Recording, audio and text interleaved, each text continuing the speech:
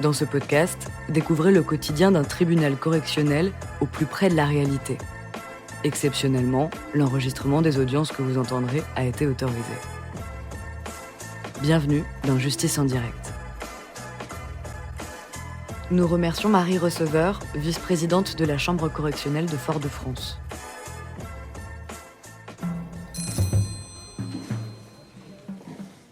Bien, bonjour à tous. L'audience est ouverte, vous pouvez vous asseoir. Bien, j'avais prévu d'évoquer le dossier dans lequel sont mises en cause Madame Georges. Je la représente, Madame le Président. Vous avez un mandat? Malheureusement non, parce qu'elle est à Paris et donc elle m'a téléphoné à la dernière seconde. Ce sera donc un contradictoire à signifier sans mandat. Monsieur Eric, venez à la barre, monsieur.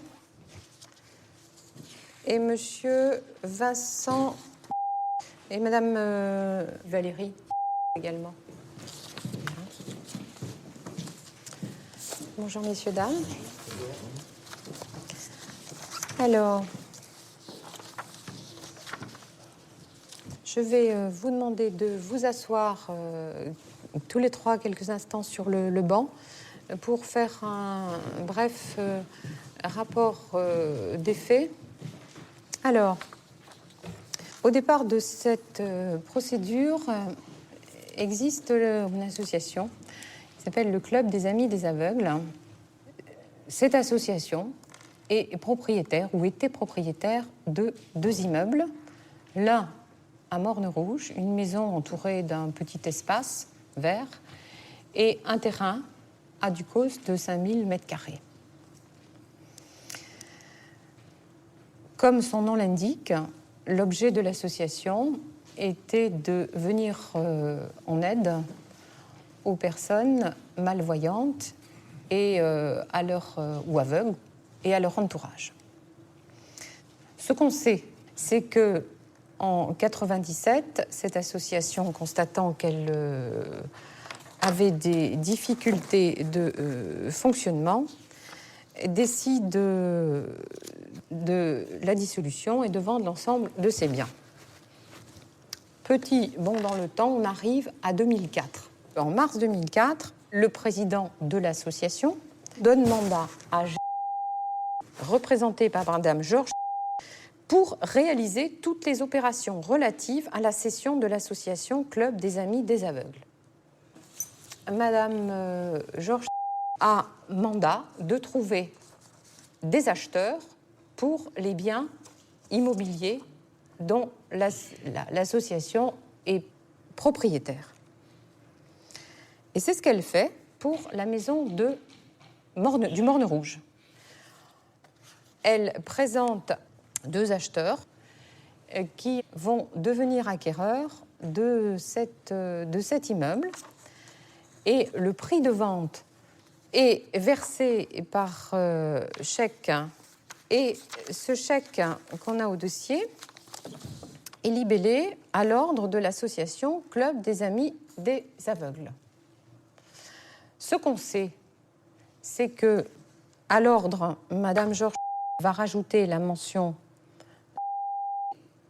au recto du chèque, juste après la virgule aveugle, et au dos du chèque va ajouter qu'elle l'encaisse au titre de mandataire de la société. Voilà. Et c'est comme cela que le chèque de 53 000 et quelques 53 356,16 € va se retrouver, on l'a au dossier, sur le compte bancaire personnel de Madame Georges. Et rien ne va se passer pendant 3 ans. Et on va abandonner un instant le devenir de l'immeuble du Morne-Rouge pour s'intéresser au terrain de Ducos. Alors, le terrain de Ducos, il fait 5000 m². Il est intégré dans une parcelle de grande importance et qui intéresse fort les promoteurs immobiliers, notamment M. Vincent, ici présent. Pourquoi ? Parce que ce monsieur a acquis tous les terrains qui englobaient celui de 5000 m² appartenant à l'association Club des Amis des Aveugles.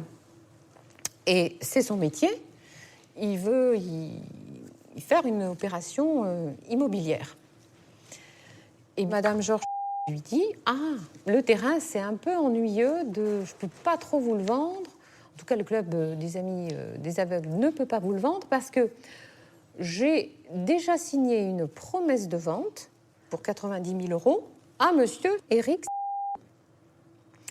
Je le dis tout de suite, qui se trouve être son gendre, marié à Valérie, sa fille. Et ils conviennent tous les deux, on va faire vite, de l'arrangement suivant. Moi, Éric, j'achète au Club des Amis des Aveugles le terrain pour 90 000 € et je vous le revends moyennant 300 000 €, qui est sa valeur réelle. Et pour me rémunérer de ce qu'on peut appeler la soulte, entre les 90 000 et les 300 000, eh bien, je vous propose de me faire construire 2 villas sur ces terrains. Mais là, ça va coincer parce que Maître Perrier, notaire, est informé de ce que ces 2 opérations vont être menées de front et il lui faut des documents. Il lui faut notamment tous les documents ayant trait à l'association. Le procès-verbal autorisant la vente, les statuts, bref, tout un ensemble de documents. Et là, il prend contact avec le président de l'association et de fil en aiguille, le président découvre, si je puis dire, le poteau rose. C'est-à-dire, en tout cas, dans ce qu'il dit, c'est ce qu'il dit. Il découvre que Madame Georges a récupéré la somme de 53 000 € et il découvre également que sur le terrain de Ducos, eh bien, une opération quelque peu douteuse est en cours, enfin, non achevée, mais en cours. Bon, alors, à ce stade, je vous fais venir à la barre, monsieur, pour que vous nous disiez comment tout cela s'est passé. Alors, j'habitais à l'époque des faits en Guadeloupe. En début 2005, pour une mutation professionnelle, je décide de venir m'installer en Martinique. Et au mois de juin 2005, je souhaite faire l'acquisition d'un terrain pour construire personnellement une maison. À ce moment-là, ma belle-mère me dit qu'elle a un terrain à céder et que les propositions qui lui ont été faites jusqu'alors étaient de 70 000 €. Je me rends sur le terrain. Il est squatté partiellement par une personne qui a construit une maison et qui plus est, il y avait un droit de préemption de la mairie d'environ 1500 m².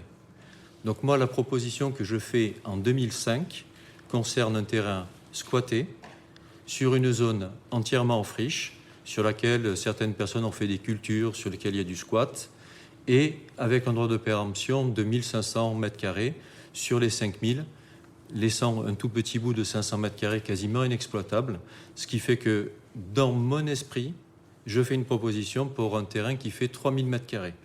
Droit de préemption. Pardon ? Pour qui ? Pour la mairie de Ducos. Pour la mairie de Ducos. Pour reconstruire sa route. Pour faire passer une route.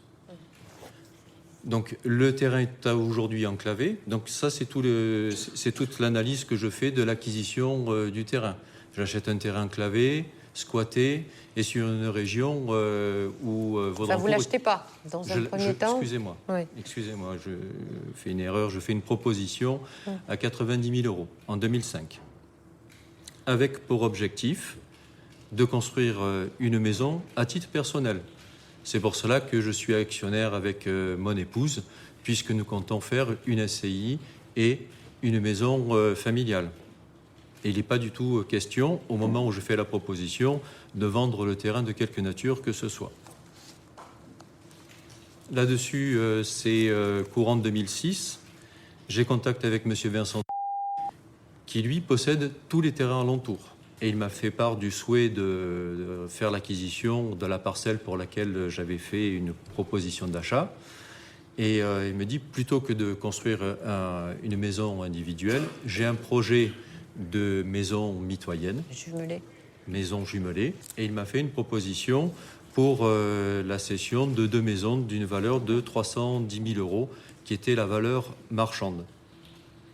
J'ai trouvé l'offre excessivement importante et par contre, j'ai rapidement été ramené à la réalité quand nous avons échangé avec Maître Perrier, qui m'a dit que sur cette cession, telle qu'elle serait faite, j'aurais de toute façon des droits de cession de 120 000 euros à acquitter. Et qui plus est, j'avais des travaux d'aménagement sur les maisons, puisqu'il y avait tous les extérieurs à aménager, ce qui fait que pour conclure cette affaire, j'avais demandé et obtenu un prêt d'une valeur de 180 000 euros. Est-ce que vous vous rappelez de la première, du premier acte que vous avez contracté pour conduire cette opération-là dont vous nous parlez? C'était début 2007, où nous avons rencontré Maître Perrier. Le 5 janvier 2007. À qui nous avons donc exposé les 2 transactions, parce que de mon point de vue, il n'était pas question de dissimuler quoi que ce soit. D'accord. À l'époque, il n'avait pas du tout interpellé sur une valeur minorée du terrain à 90 000 euros. D'accord. Et les 2 opérations, il n'avait pas attiré votre attention sur le caractère ou illégal ou frauduleux de l'opération, de ces 2 opérations? Pas du tout. D'accord. Alors, à partir de quel moment les choses deviennent Ça devient compliqué. d'abord difficiles, ensuite impossibles? Ça devient, pour moi, la surprise a été quand nous avons fait les convocations par l'intermédiaire de Maître Perrier au mois de novembre. 2007, hein. 2007. Là, on est en novembre 2007. C'est novembre 2007. Convocation pourquoi? Pour la signature, puisque... De l'acte... Enfin, des 2 actes, en fait. Des 2 actes. Puisqu'ils étaient prévus que l'on les fasse simultanément. On se rend au mois de novembre à l'étude de Maître Perrier pour la signature des actes.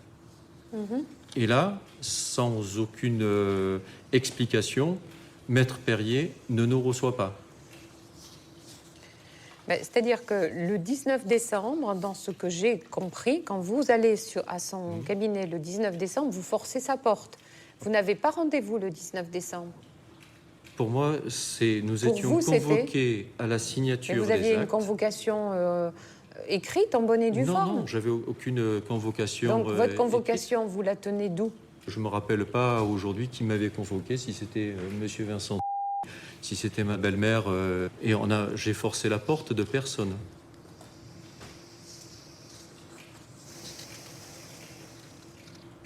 De toute façon, forcer la porte pour obtenir quoi?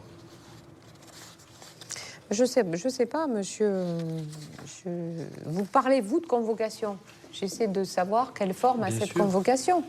Maître Perrier, pour passer les actes dont vous parlez, avait notamment besoin d'un procès-verbal d'Assemblée générale de l'association Club des Amis des Aveugles qui autorisait la vente et qui donnait pouvoir à Madame Georges d'agir pour le compte de l'association. Alors, c'est là qu'intervient l'établissement d'un faux procès-verbal d'une assemblée générale qui se serait tenue le 30 novembre 1997, procès-verbal de l'association Club des Amis des Aveugles. De tout cela, je n'en suis pas informé. Alors, vous êtes informé de quoi exactement? Vous savez que vous êtes le gendre de Madame Georges, quand même. Ça, sans aucun doute. Bon. Alors, de quoi vous êtes informé? Que vous allez réaliser une opération immobilière intéressante. Que je vais réaliser une opération immobilière intéressante, moins intéressante que le calcul que vous avez fait tout à l'heure. Je ne vais pas récupérer 300 000 euros. Ouais. Je dois faire quand même un contrat de 180 000 euros. Ça reste une belle opération immobilière. Oui, mais enfin, 180 000 euros pour un terrain, une maison, c'est pas mal quand même. Ça reste... J'ai jamais nié que c'était une belle opération. D'accord. Je dis que je n'allais pas récupérer 200 000 euros. Il y avait un certain nombre de risques qui accompagnaient la réalisation de cette affaire immobilière. Qui étaient lesquels? Le délai de réalisation de ces maisons, le fait que j'allais passer 10 ans tous mes revenus concernant cette opération immobilière, 10 ans sans, avec le risque que les locataires payent ou qu'ils ne payent pas. Et j'ai quand même le remboursement de 180 000 euros. C'est une belle opération. C'est des immobilière. risques que prennent tous les propriétaires. On va pas... Je suis d'accord avec vous. Il y a effectivement une prise de risque. Et c'est une prise de risque que j'étais tout à fait d'accord de prendre, puisque l'opération immobilière était une belle opération immobilière. Alors, qu'est-ce qui se passe au-delà du 19 décembre? Au-delà du 19 décembre, je souhaite... Est-ce que vous comprenez le 19 décembre que cette vente ne sera pas possible? Non. Non. Et c'est à la suite de ça que c'est une affaire qui, pour moi, était très juteuse, effectivement, mais qui commençait à être excessivement longue. Et moi, mon objectif de départ, c'est pas de faire une opération immobilière, c'est juste d'avoir un logement. C'est pour ça que je voulais... Tout à l'heure, vous disiez faire que vous vouliez les l'acquisition de ce louer, terrain. les appartements. Pardon? Tout à l'heure, vous disiez que vous vouliez les louer, les appartements. Les maisons. Les maisons, oui. C'était le... Puisque j'avais fait une promesse de vente pour l'acquisition d'un terrain, que pour le désenclaver, j'en fais cession à M. Vincent avec une proposition immobilière très intéressante. La seule solution pour moi d'avoir ces maisons, c'était de les louer pour arriver à boucler Il l'opération. n'y avait pas une villa pour vous, une villa pour Madame Georges? C'était Pas du tout. dans la configuration, ça aurait pu bien le faire. C'était pas du tout l'objectif. D'accord. Puisque Bon. le seul... quand je fais la demande de prêt, je la fais en mon nom seul. Je le fais au nom de la SCI Valérie tout seul. Et ces 180 000 euros, il faut quand même les Après, rembourser. vous pouvez y mettre qui vous voulez dedans. Bien. Alors, Monsieur Vincent, est-ce que vous voulez bien venir à la barre? Vous restez, monsieur. Je vais peut-être avoir besoin de vous poser d'autres questions. Je reste à la barre. Oui, s'il vous plaît. Alors, on part, pour ce qui vous concerne, du 19 décembre. Hein. Grosso modo, ce qui s'est passé en amont, on a à peu près tous compris. Bon. Vous, le 19 décembre, quand vous vous rendez chez le notaire, maître Perrier, pour signer les 2 actes de vente. D'accord. D'accord? De quoi êtes-vous exactement au courant? Bon, j'ai peut-être un trou là pour la date, je crois que c'est 19 décembre. Mais comme je suis en contact souvent avec Maître Perrier, puisque je fais plusieurs transactions avec lui, il m'a seulement signalé qu'on ne pouvait pas signer les actes. Alors, maître Perrier vous dit ça quand? Il me dit ça juste avant. D'accord. Donc vous savez que le président de l'association ne veut pas signer les actes. Ouais. Donc le reste, je ne sais pas ce qui s'est passé après.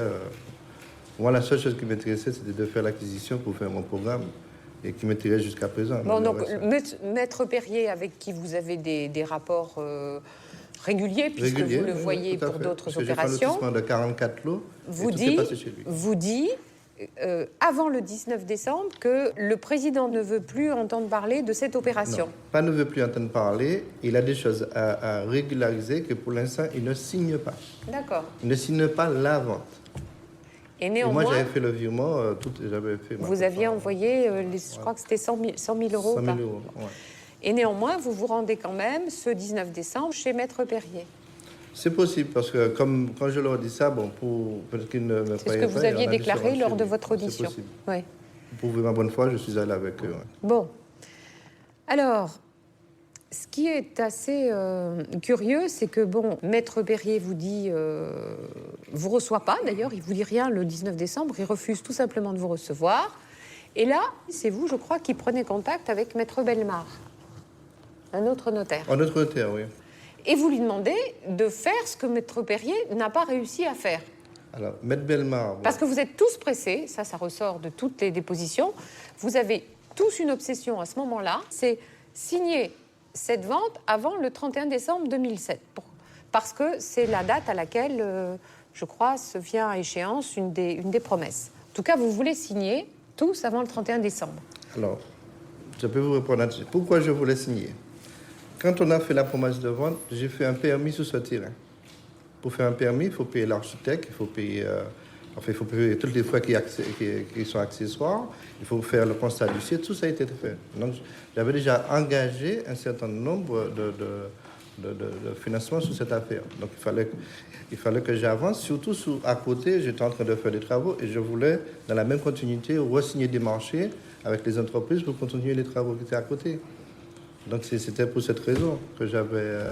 Et puisque vous savez qu'il faut régulariser, qu'est-ce que vous espérez en contactant en urgence Maître Bellemare pour signer avant le 31 décembre? Madame, Maître Bellemare, c'est une amie. Donc j'ai quand même le droit de l'appeler et de lui demander de se renseigner pour savoir qu'est-ce qui se passe, pour avoir des explications. C'est tout à fait normal. Parce que moi, je viens de vous dire qu'aujourd'hui, j'ai engagé des frais sur cette affaire. Monsieur, vous avez le droit, mais je vous rappelle que vous êtes poursuivi pour tentative d'escroquerie. Donc le tribunal essaie de s'y retrouver. Je ne sais pas où il est l'escroquerie. Hein. Moi, je suis acheteur, je ne vois pas comment je peux escroquer. Bon, enfin, ça c'est... Eh bien, la tentative d'escroquerie pourrait résulter du fait que vous faites tout le nécessaire pour signer avant le 31 décembre 2007, en sachant pertinemment que Madame Georges a un pouvoir qui est largement en difficulté du fait des découvertes récentes par le président de l'association, de tout le montage qu'elle a pu faire. Alors, permettez-moi de vous dire quelque chose. Moi, j'ai confiance en mon notaire. Donc, je suis acheteur, je demande à mon notaire de faire une promesse de vente. C'est à lui de rassembler les pièces qui soient conformes, qui soient authentiques, pour faire la promesse de vente. Pour qu'il puisse arriver à la vente, il faut qu'il ait tous les éléments. Donc maintenant, on était à la finalité. Bon, Maître Bellemare ne les a pas obtenus. Qu'est-ce que vous pouvez moi, je ne sais pas, c'est comme on a un avocat. J'ai un avocat là, je lui demande de me défendre, je lui donne les éléments, c'est à lui de faire valoir. Mais sur les faits, c'est à vous de répondre. Comment? Sur les faits, c'est à vous de répondre. Oui, mais c'est ce que je suis en train de vous dire. Maintenant, je suis acheteur, je suis promoteur, je fais une opération qui est à côté de ce terrain. Je vais de vous expliquer. Maître Perrier, c'est un notaire qui passe les ventes avec les éléments que la partie vendeur donne. À partir du moment que les éléments sont OK, il passe. Au dernier moment, il m'informe, il n'y avait que la signature du président qui dit qu'il ne signe pas. Qu'est-ce que vous voulez que je fasse? Mais alors, qu'est-ce que vous espériez de Maître Bellemare? En tant que notaire, de savoir auprès de Maître Perrier en tant que confrère pourquoi il ne signait pas. Donc, vous étiez la difficulté parce que je ne comprenais pas, puisque tout était OK, je ne comprenais pas, il fallait que j'essaie de comprendre. Vous comprenez? Aujourd'hui, j'ai quand même de l'argent qui est bloqué, puisque Alors, justement, que s'est-il passé depuis l'époque des faits? C'est-à-dire, on est à début 2008. Le terrain, vous n'en êtes toujours pas Alors, le terrain, il est toujours là. Ouais. Hein, il n'est pas vendu. De toute façon, il ne peut pas être vendu à qui que ce soit que nous, puisqu'il est enclavé. Et donc, on essaie de voir si on peut faire l'acquisition. Vous en êtes au même point? On est au même point. On va être simple, 4 ans après, on en est au même point. Vous, monsieur, vous avez bien évidemment renoncé à proroger les promesses de vente. Là, tout est fini, là. D'accord. C'est d'ailleurs ce que votre épouse avait fait savoir, je crois qu'en juillet 2008. Que je leur ai dit de tout arrêter. En juillet 2008, vous recevez un appel téléphonique de madame, c'est ce que vous avez déclaré, vous disant que de toute façon, vous arrêtez... Enfin, elle a essayé Valérie d'une manière... Ah non, moi, j'ai jamais eu contact avec elle. Vous avez déclaré au service de police avoir reçu un coup de fil de madame disant qu'elle arrêtait, qu'elle souhaitait ne plus donner suite. Bon, venez à la barre, madame. J'ai appelé M. Vincent, je m'en rappelle bien, parce que je venais de passer 36 heures. Parce que en garde à vue? Non, pas moi. Mon mari et ma mère. Mais vous, ça a été plus tard. Oui. Donc j'avais demandé que ça serait bien que tout ça s'arrête. Parce que finalement, dans cette histoire, j'ai l'impression que c'est un peu de ma faute. Parce qu'il se trouve qu'en fait, en 2004... nous vivions en Guadeloupe, j'arrive chez ma mère, elle me parle d'un terrain qu'elle avait vendu 1 an ou 2, je ne me rappelle plus exactement les dates, au Morne Rouge, et elle me dit qu'elle a un autre terrain à vendre. Et je lui dis, mais tu sais où ça se trouve? Elle ne sait pas où ça se trouve, elle ne sait pas la taille du terrain, et elle me dit, c'est Michel qui m'a donné tous ces documents, et elle me remet un fatras de documents, et je me mets à lire ces documents pour essayer de trouver pour elle la localisation, Je lui ai dit, mais maman, tu n'es pas agent immobilier. Elle me dit, non, mais c'est par rapport à Michel, justement, je suis en train de faire cette action pour Michel. Et je prends ces documents. C'était à quelle date en 2004? Vous vous rappelez Je sais que j'étais enceinte, c'était au moment où j'étais enceinte. Mon fils étant né en décembre 2004, donc c'est forcément entre mars et décembre 2004. Donc je lis ces documents et effectivement, je m'y intéresse parce que c'est un peu l'histoire de la Martinique. C'est en fait un béquet qui a donné un terrain à une association, comme ça se faisait beaucoup à l'époque, certainement pour se départir de certaines lourdeurs, donne des terrains à des associations pour pouvoir justement, tout simplement par bienfaisance, s'ils donnent des terrains, il y a ce La terrain. plupart des origines de propriété des biens appartenant aux associations sont identiques. Oui, donc ils donnent ce terrain, je découvre des chèques, ma mère n'avait même pas ouvert les documents. Je lui dis tout ça, elle me dit, mais tu sais, Michel, il s'occupe pas de ce genre de choses, etc. Donc, je vais m'en occuper. Je lui dis, mais il y a 5000 mètres carrés, il va falloir que tu ailles à la mairie, etc. Elle va à la mairie et là, elle a des pressions à la mairie où on lui dit qu'il n'est pas question qu'elle s'occupe de ce terrain, que de toute façon, ce terrain est déjà concerné par une grosse promotion et qu'elle n'a qu'à se retirer. Là-dessus, on lui dit que ce terrain... Et en fait, je pense que là où elle s'emballe un peu, c'est parce que justement, elle a un peu ce caractère, on lui fait tellement de pression, on lui fait tellement de menaces, qu'elle finit par dire, ah ben non, ce terrain, je vais trouver un acquéreur. Et nous, c'est vrai qu'à ce moment-là, mon mari a une mutation en Martinique, et on ne voit pas effectivement peut-être qu'il y a des gens qui sont les rois de la combine, mais nous, on se dit que ça pourrait être intéressant pour nous d'acheter ce terrain pour y construire notre maison. On n'est pas, on s'appelle pas Bouygues, on va pas construire des maisons sur 5000 mètres carrés pour les revendre. C'est ce qu'on espère à ce moment-là.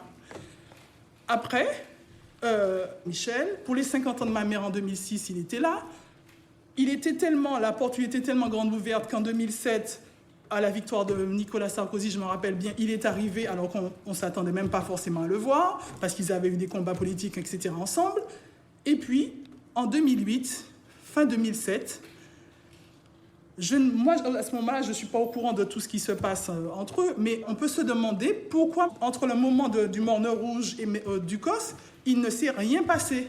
Et pourquoi, tout à coup, ce monsieur a porté plainte contre ma maman, contre moi, contre mon mari. Alors pourquoi ? Vous avez Oui, parce que tout à l'heure, vous vous êtes livré à certaines suppositions concernant le dossier qui sont plutôt... Non, moi, je ne livre pas des suppositions. J'ai donné connaissance de ce qui est au dossier. Oui, mais en disant... J'ai posé des questions. On peut penser que... Moi, je me dis, on peut penser que... D'ailleurs, j'ai relu tout à l'heure le document de la personne qui a instruit, en fait, l'inspecteur de police, qui dit... En fait, cette association, depuis des dizaines d'années, il n'y a pas d'assemblée générale, il n'y a rien du tout. Et ça, même ma mère le découvre en fait à ce moment-là, parce qu'il lui a quand même bien signé un mandat, disant qu'il en était le président et qu'il la mandatait parce qu'il était président. Donc on peut quand même se poser la question, parce qu'on a l'air d'être de toute façon tous des coupables, c'est nous qui avons tout le monde à monter une cabale. Jusqu'à ce que le tribunal ait rendu sa décision... Mais vous savez, quand vous êtes simplement prévenu. Mais quand mon mari a passé 24 heures en garde à vue, ma mère 36 heures, c'était les heures les plus longues de ma vie, et que en fait, cette histoire, finalement, on peut se demander si, vous savez, l'ex-compagne de ce monsieur a même dit, en général, la meilleure défense, c'est l'attaque. Donc, effectivement, on peut se demander pourquoi il a porté plainte contre tout le monde. Peut-être que c'est ce qu'il faudrait vraiment se poser comme question. Puisque là, aujourd'hui, nous sommes tous tous coupables. Il faudrait peut-être lui poser la question, lui demander pourquoi il a porté plainte contre tout le monde. Qu'est-ce que vous saviez de cette opération immobilière, vous ?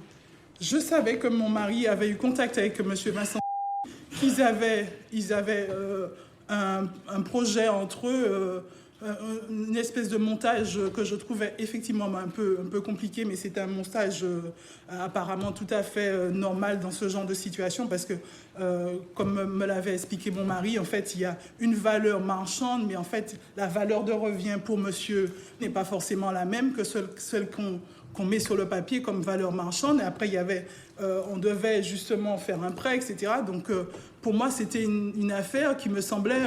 je ne pensais pas qu'on montait des escroqueries en allant voir un notaire, en faisant les choses de façon aussi... Enfin, ce qui me semblait assez clair.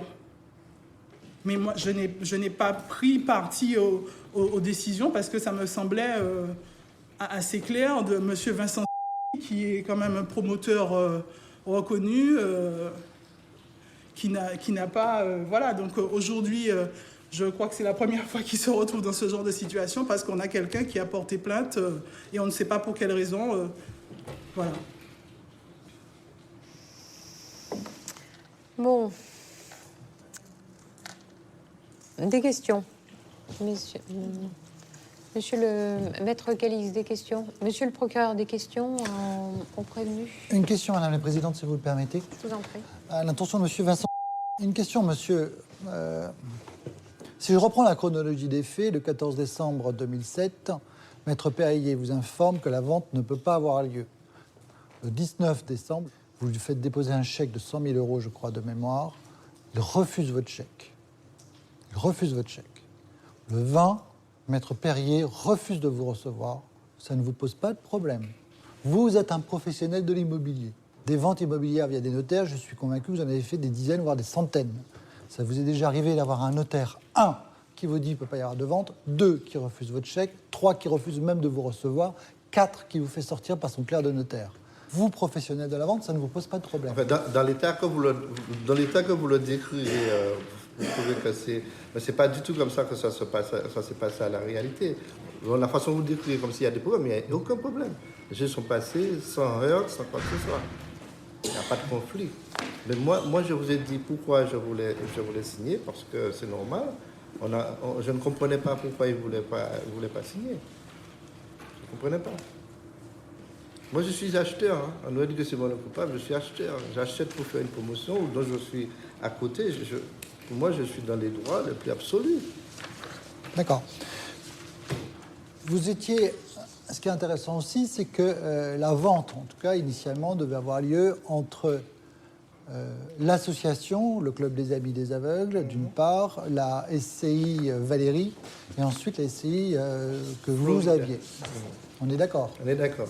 Et là, il y a quand même une sorte de dialogue, je trouve, assez intéressant ou surréaliste. C'est qu'en gros, depuis le début, vous faites comme si vous n'étiez pas au courant qu'ils étaient en relation familiale complète. Oui. Pourquoi?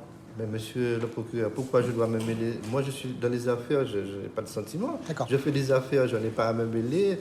On est dans un cadre légal, moi, je n'ai pas à me mêler des choses familiales. Vous savez... On a une promesse de vente, on a tout...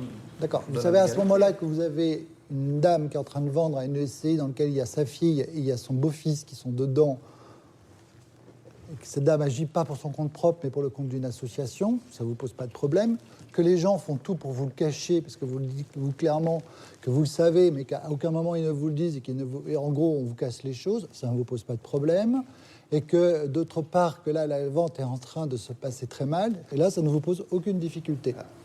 Alors, monsieur le procureur, bon, peut-être que vous ne savez pas mon entourage, je suis un chef d'entreprise, je dirige à peu près une quinzaine de sociétés. J'ai 60 salariés à l'époque, puisque maintenant j'en ai moins. Et je suis un peu le cerveau du groupe. C'est un petit groupe qu'on a, d'accord? Donc moi, je délègue beaucoup. Je ne fais pas de sentiments. Je suis en train de traiter 1000 choses à la fois. Il faut que ça aille vite. Quand on attaque quelque chose, il faut que ça se termine. C'est mon caractère.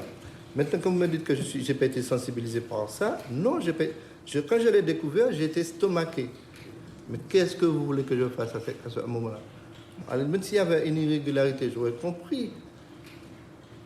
Puisque j'ai un notaire qui est mon garant. Le notaire, c'est mon garant. Mais le notaire, il se retire, justement. Bon, alors... Excusez-moi, est-ce que je peux poser une question? Parce que là, je comprends apparemment, il y avait un problème à ce que ma mère vende parce que nous étions apparentés. Est-ce qu'il y avait une incompatibilité juridique à ce que ma mère réalise cette vente à la SCI? La compatibilité juridique n'existe pas à ce sens-là. Et le problème, c'est la transparence et le prix, l'escroquerie. Quand vous avez un terrain, vous dites, moi, j'ai un terrain que je suis chargé de gérer pour une association. Je le vends 90 000 € à une SCI. qui, au même moment, fait une promesse de vente du même terrain à 310 000 euros. Quand donc la valeur réelle du terrain, c'est pas 90, c'est 310. Et que la SCI, on s'aperçoit que en réalité, cette fameuse SCI, c'est-à-dire sa fille et son beau-fils, il y a un problème. C'est-à-dire qu'on est en train de mettre en place un mécanisme où il y a une vente qui est faite totalement à vil prix, au profit d'une structure familiale qui elle-même va, pour le coup, elle, faire une totale plus-value sur le sujet, parce qu'elle va passer à 310 000 euros. Ça, c'est un vrai problème. Est-ce que je peux intervenir sur ce sujet? Oui. Vous me permettez? Malgré tout, à ce niveau-là, le notaire l'a accepté. Et pour ce qui concerne les 90 000 euros, c'est une proposition que j'ai faite au départ sans idée de vendre. L'idée de vendre n'est intervenue qu'un an plus tard. C'est peut-être à M. Vincent de justifier les 330 000 euros qu'il m'a offert. Mais le prix, s'il y a un expert à nommer pour connaître le prix du terrain, je suis d'accord. Le prix n'est pas en question dans le dossier. Pas le prix final. Je suis pas maître de l'offre qu'on m'a faite. qu'on parle. Je suis pas maître de l'offre qu'on m'a faite. Le prix que j'ai payé... Ce dont vous êtes tous soupçonnés, c'est et même renvoyé devant ce tribunal c'est d'avoir tenté, en sachant l'exacte vérité des choses, de signer ces actes de vente qui vous rendaient, vous, monsieur, propriétaire du terrain, et vous, monsieur, qui vous permettaient de bénéficier des avantages dont vous avez tout à l'heure dit qu'ils étaient intéressants, voire juteux. Voilà. C'est tout. C'est tout. D'autres questions avant que je passe aux éléments de personnalité? Non, pas d'autres questions. Non. Alors, sur les éléments de personnalité, Madame Valérie, un casier judiciaire vierge. Donc, on sait, Madame, que vous êtes mariée avec Monsieur. Comme vous avez parlé de votre grossesse, on sait que vous avez au moins un enfant, peut-être un seul. Et que vous vivez apparemment, vu l'adresse commune, toujours ensemble avec votre enfant. Vous vivez toujours ensemble avec votre enfant. Est-ce que vous travaillez? Est-ce que vous avez un emploi? Oui, je suis directrice commerciale d'une société. D'accord. Oui. Quel est votre salaire? À l'année, ça fait un peu moins de 40 000 euros. Vous, monsieur, votre casier judiciaire est vierge également. On a sur vous les mêmes renseignements en personnalité que ceux que je viens d'évoquer pour votre épouse. Vous étiez directeur aussi commercial d'une société du fait de votre mutation de Guadeloupe en Martinique. Quel est votre Aujourd'hui, j'ai changé de fonction toujours au sein du même groupe. Je suis responsable de zone, je gère 6 sociétés. D'accord. Quel est votre salaire? Aujourd'hui, je fais 105 000 euros net. Par an? Annuel. Annuel, d'accord. Quand je dis cela, c'est salaire plus commission et intéressement sur oui, c'est revenu fiscalement imposable. Absolument. Monsieur Vincent a également un casier judiciaire vierge. On sait donc qu'il est promoteur, qu'il gère un peu moins de 60 salariés actuellement, une quinzaine de sociétés. Et nous manque votre situation de famille et vos revenus, monsieur? Marié, 2 enfants à charge, revenu 200 000 euros. D'accord. J'ai quelques mandats aussi. Dont celui de conseiller prud'homal. Voilà. Madame Georges a également un casier judiciaire vierge. Les renseignements qu'on a à son sujet sont assez minces. On sait qu'elle, à un moment donné, elle a fait de la politique, qu'elle était une des représentantes de l'UMP sur la Martinique. D'ailleurs, vous y avez fait, je ne sais plus lequel de vous y a fait allusion tout à l'heure. Et quant à sa profession, que fait votre maman, madame? Alors, elle est retraitée de la fonction publique territoriale. Elle a pris une retraite anticipée, puisqu'elle est née en 1956. Donc, Bien, sur la personnalité, y a-t-il de la part des uns et des autres des questions? Pas de questions. Non. Asseyez-vous, madame, messieurs, devant vos avocats. On va entendre Maître Calixte d'abord, en partie civile. On vous écoute, Maître Calixte. Le docteur est un ophtalmologue, donc c'est vraiment quelque chose qui lui tient à cœur, le fait d'aider les non-voyants, les malvoyants. Donc pour lui, il était clair que par rapport au mandat qu'il avait pu confier à Madame, eh bien, elle encaisserait ce chèque au nom de l'association et ferait le nécessaire pour pouvoir régler les dettes. Leur fille l'a dit tout à l'heure, l'a mentionné, il y avait une vraie amitié entre eux, ça faisait des années qu'ils étaient ensemble dans cette association. Donc, et puis il y avait toute cette antériorité qui fait qu'à partir du moment où il lui a donné mandat, il est très occupé par ailleurs. C'est bon, tu te débrouilles, tu t'en occupes, je te fais confiance à 300%. Donc en 2004, il y a cette vente de Morne Rouge qui est signée. On a des sous, c'est bon, on va pouvoir finir de liquider tranquillement l'association. Et puis, c'est en 2007, à l'occasion de tout ce qui se passe pour la vente du terrain de Ducos, qu'il a Maître Perrier au téléphone et qu'en discutant comme ça, il découvre que ce fameux chèque n'a jamais été encaissé pour le compte de l'association. C'est comme ça que, stop, on arrête tout. On signe plus Ducos, on voit ce qui s'est passé par ailleurs, et là, la confiance, elle est rompue. Cette confiance qui existait depuis tant d'années, eh bien, elle n'a plus lieu d'être parce qu'il voit qu'il a été gravement floué et gravement abusé. Bon, la situation est ce qu'elle est aujourd'hui. Il faut savoir que le docteur a payé sur ses fonds propres près de 20 000 euros de taxes foncières, précisément parce que cet argent n'avait pas été reversé au profit de l'association. Donc, qui c'est qu'on a saisi? C'est le président. Et forcément, donc, il a dû payer les sommes pour éviter d'avoir des problèmes. Donc, l'association sollicite le remboursement du prix de vente du terrain de Morne Rouge, de façon à ce que ces sommes puissent être utilisées enfin à payer tout ce qui doit être payé, et puis également à rembourser le président qui a fait une avance de fonds importante. En ce qui concerne le terrain de Ducos, on a évité de justesse une catastrophe.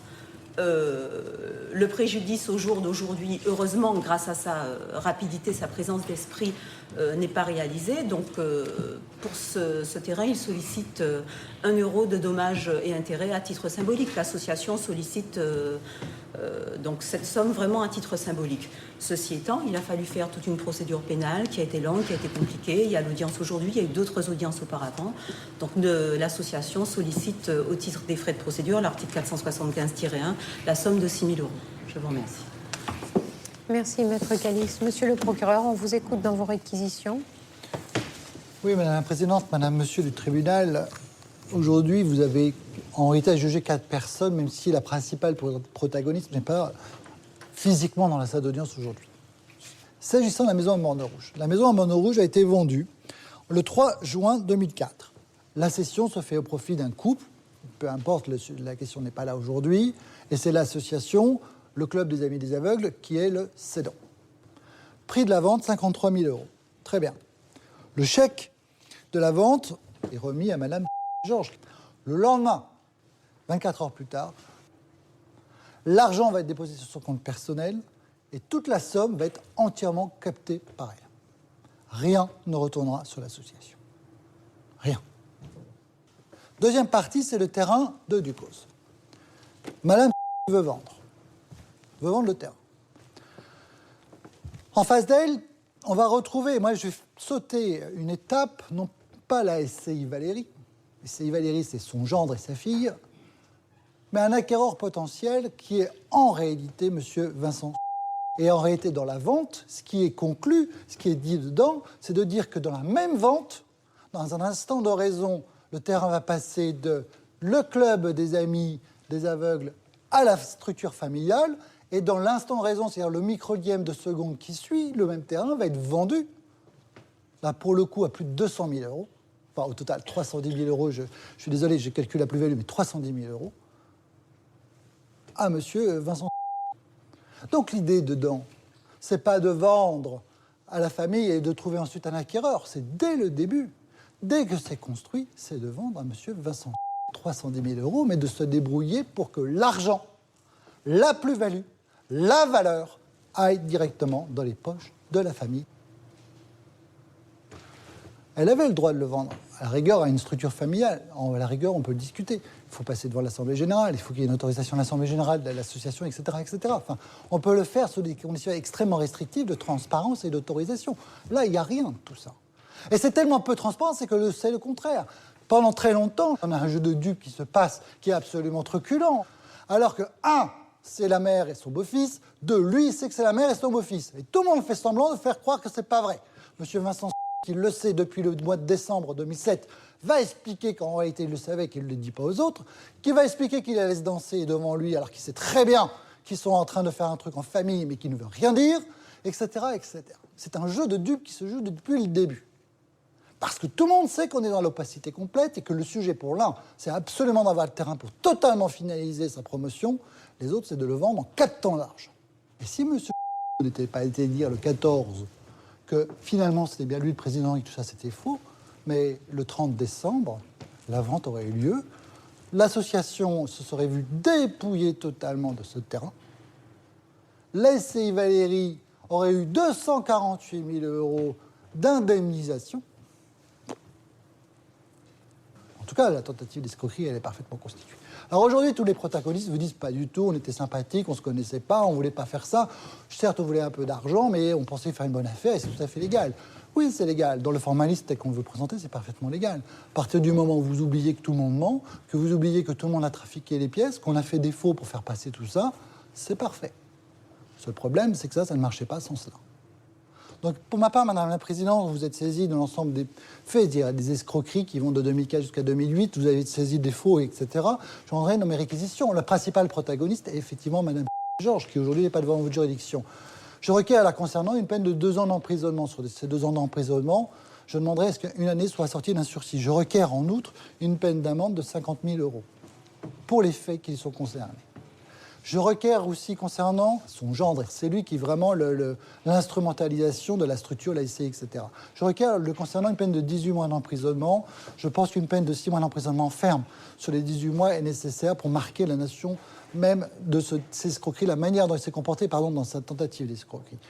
Madame Valérie, j'ai plus de difficultés, parce qu'en réalité, on la voit totalement en retrait dans la procédure, même si on sait qu'elle est proche de sa mère, c'est pas la question, c'est pas le sujet juridique aujourd'hui.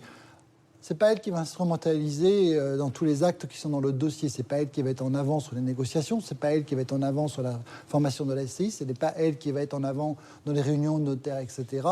Donc, je dirais, j'ai un doute sur son implication complète quant au mécanisme mis en place. Moralement, elle savait très bien ce qui était en train de se passer à ce moment-là avec elle dedans.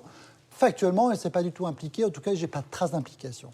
Moralement, elle est impliquée parce qu'elle donne son nom. Moralement, elle est impliquée parce qu'elle est bénéficiaire, elle sait qu'à la fin, c'est bien elle, via la SCI, qui va récupérer quelque chose. Le reste, elle ne s'en mêle pas. En tout cas, je ne la vois pas apparaître. C'est pourquoi elle est coupable sur la tentative d'escroquerie, mais une application très en retrait. C'est pourquoi je requérais une peine de principe de 3 mois d'emprisonnement avec sursis la concerne.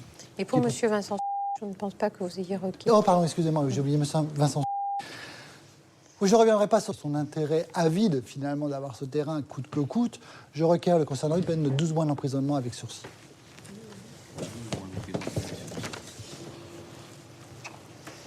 Merci, Monsieur le procureur, pour ces réquisitions.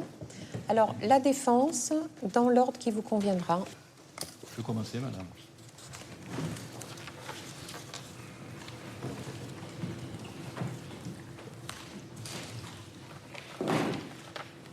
Madame le Président, Madame, Monsieur du tribunal, Monsieur Vincent est poursuivi dans une citation extrêmement curieuse, puisque il est indiqué « Nous vous faisons connaître que vous êtes poursuivi pour faux et usage de faux ». Voilà quelqu'un qui n'est pas vendeur. Voilà quelqu'un qui n'est pas intermédiaire. Voilà quelqu'un qui est au bout de la chaîne, dont le seul souhait, c'est d'acquérir un terrain. Et je crois qu'on ne peut pas lui faire ce reproche-là. En tout cas, pas au point d'en faire une infraction. Il veut acheter le terrain. Pour une raison qui est très simple, madame. C'est que vous avez autour ces terrains qu'il est en train de lotir. Les lotissements sont terminés. Les appartements et les maisons sont vendus au moment où nous parlons. Et qu'est-ce qui se passe? C'est que ce terrain au milieu de 3 000, de 5 000 mètres carrés constitue, si vous voulez, aujourd'hui une petite forêt vierge, puisque personne ne s'en occupe, et que, évidemment, tous les riverains autour se plaignent du fait que sortent de là toute espèce d'animaux, notamment des rats, qui infestent tout le coin. Voilà la situation.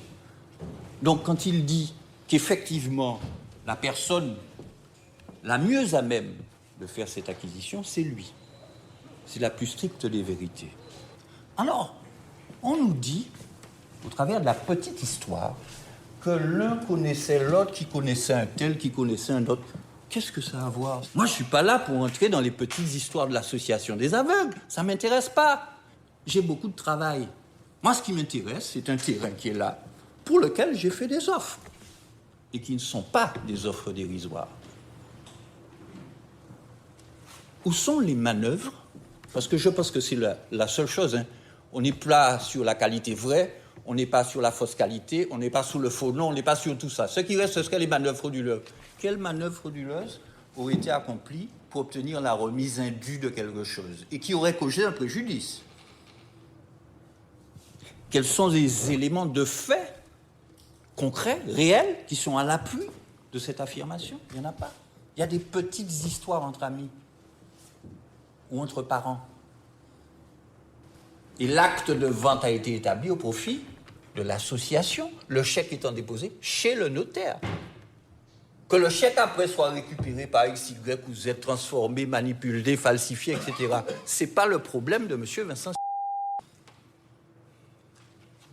Et puis, Madame le Président, pour finir, dans cette infraction d'escroquerie, qui est une infraction intentionnelle, quelle est l'intention?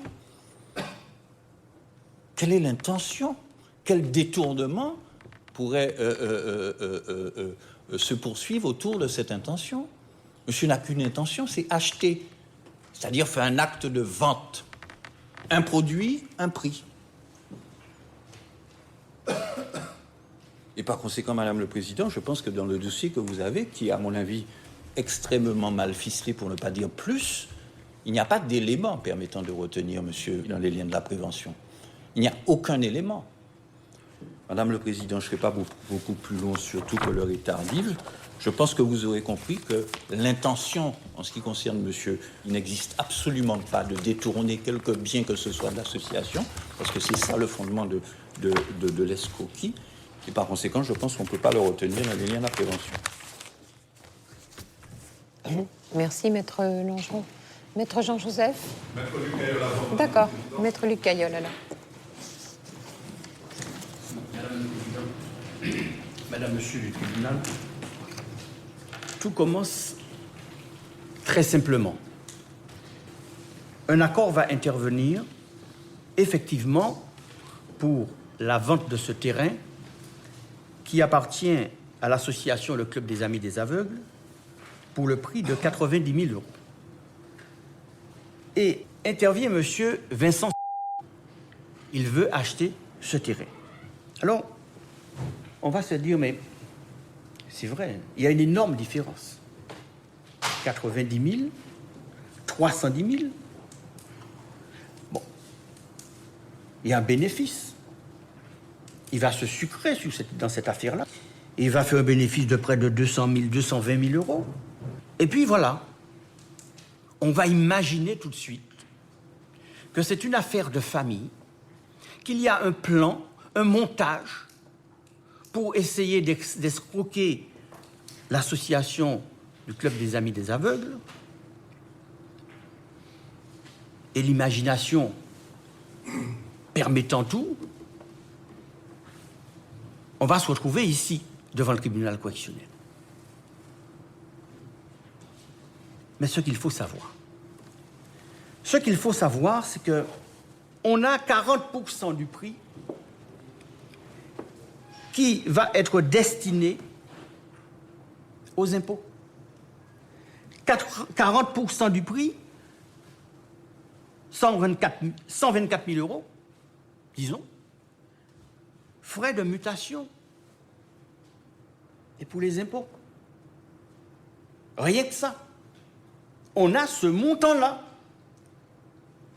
Il faut l'écrire, il faut le dire, il faut l'affirmer. Ce dernier, d'ailleurs, fera un prêt, madame. Un prêt de 180 000 € pour permettre la sortie fiscale, pour payer cette somme de plus de 120 000 €. Et ce n'est pas quelque chose qu'on invente. On a la preuve de cela. Monsieur n'a jamais réalisé et fait usage de faux pour tenter de tromper l'association du Club des Amis des Aveugles. C'est ce qu'on lui reproche en déterminant cette association à consentir la vente de l'immeuble contesté. Non. C'est pourquoi, madame, je demande à votre tribunal de relaxer monsieur purement et simplement en jugeant et en estimant que les infractions pour lesquelles il se trouve aujourd'hui poursuivi ne sont pas établies. Merci, maître. On vous écoute, maître Jean-Joseph. Madame le Président, Madame le juge, Monsieur le juge, je me tiendrai à l'essentiel de ce dossier car tout a été dit. Ce que je voudrais que vous reteniez dans votre délibéré, c'est que ni l'un ni l'autre, en particulier Madame et sa fille dans l'intérêt desquels je me présente, ni l'un ni l'autre ne s'est associé dans une entreprise de spoliation à l'encontre de l'association, comme semblerait vouloir le dire Monsieur le procureur. Pour rester dans l'orthodoxie juridique de cette affaire, on peut presque dire que tout est faussé au départ, car vous avez un procès verbal en 1997 de cette association qui fait état de la vente d'un actif que constitue la maison de Morne-Rouge. Et puis, de 1997 à 2004, silence. 2004, Madame bénéficie d'un mandat, mais ce n'est pas un mandat de vente, Madame le Président. Ce document s'apparente plus à une mission de liquidation de l'association. J'aurais pu aujourd'hui, simplement pour faire court, Madame le Président, Madame, Monsieur le juge, vous dire que Madame, reconnaissant les faits, eh bien, je vous demande de faire preuve d'indulgence à son égard. Je pense que Monsieur le procureur a singulièrement exagéré en vous demandant des peines quand même excessives pour tous les prévenus qui sont ici aujourd'hui. Je pense que Madame fille devrait faire l'objet d'une relaxe. Monsieur le procureur n'a pas osé le dire, mais on a senti dans ses réquisitions qu'il y avait un faible à cet égard et qu'il n'y avait pas beaucoup d'éléments qui eussent pu soutenir une telle demande de peine. En conséquence, Madame le Président, Madame, Monsieur, eu égard aux conditions dans lesquelles cette affaire s'est déroulée, je vous demande de sanctionner avec beaucoup de mesures Madame et de relaxer des fins de la poursuite. Sa fille, j'en ai terminé. Merci, maître Jean-Joseph. Avez-vous d'autres observations à faire valoir? Non? Bien, donc le dossier est mis en délibéré au 10 septembre dans cette affaire. Voilà, suspension jusqu'à 3h30.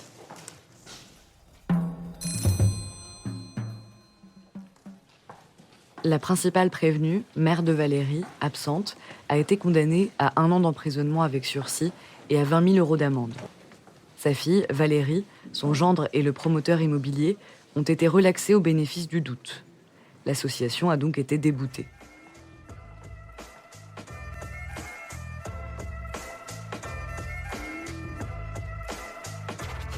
Vous venez d'écouter Justice en direct. Si vous avez aimé ce podcast, vous pouvez vous abonner sur votre plateforme de podcast préférée et suivre Initial Studio sur les réseaux sociaux. Justice en direct est une coproduction Initial Studio et Morgane Productions. Ce podcast est une adaptation de la série documentaire En direct du tribunal, écrit par Samuel Leray et réalisé par Anne Laurière. Production exécutive de podcast, Initial Studio. Production éditoriale du podcast, Sarah Koskiewicz. Montage, Camille Legras. Musique, La Grande Table. Illustration, Paul Grelet. avec la voix de Pauline Josse.